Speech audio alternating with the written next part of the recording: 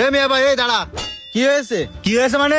আমি যে 5টা বছর বিদেশ করেছি, এই 5টা বছরের কমসে হোক তোর কাছে 40 লাখ টাকা পাঠাইছি।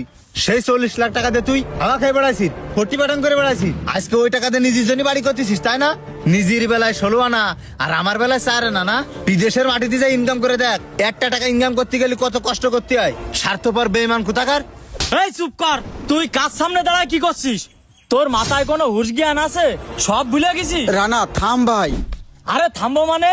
ও কি অতীত ভুলে গেছে? বিদেশ যায় ওর টাকা পয়সা হয়ে গেছে, এই জন্য কি আপনার সাথে বিয়াদবি করবে, তাই না?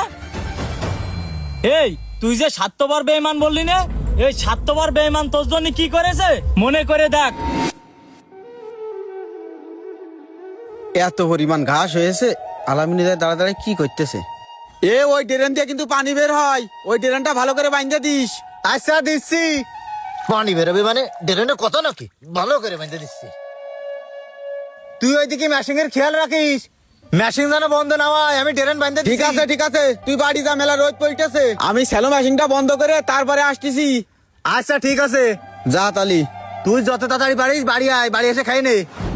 ভাই মেয়েটা ভালো ঘরের মেয়ে, আপনার সাথে মানাবে। তাছাড়া আপনারও তো বয়স কম হয়নি, বিয়ে শাদী তো করা লাগবে ভাই। ভাই রে, এই মুহূর্তে আমি বিয়ে শাদী করার চিন্তা ভাবনা করতেছি না। ছোট ভাইরে নিয়ে মেলা স্বপ্ন, ওর একটা কর্ম ধরায় না দিয়ে আমি কি করে বিয়ে করি ক? ভাই আপনার মতো লোক আমি আর দেখিনি, ছোট ভাইয়ের কথা চিন্তা করতে করতে নিজের বয়সটাই পার করে দিল। ভাই রে, মা বাপ দুনিয়াতে চলে যাওয়ার পরে ওই ছোট ভাইরে নিয়েই আমার যত স্বপ্ন, আমার মেলা স্বপ্ন যে ওর জীবনে ভালো একটা কিছু করে দেব। তাই এখন তুই যেহেতু একটা প্রস্তাব নিয়ে আইছিস, আমি তাহলে আমার ছোট ভাইয়ের সাথে আলাপ আলোচনা করে তোরে জানাবানে। আচ্ছা ঠিক আছে, তাহলে এই ছোট ভাইয়ের সাথে কথা কয়ে যত তাড়াতাড়ি সম্ভব আমারে জানায়েন। আচ্ছা ঠিক আছে।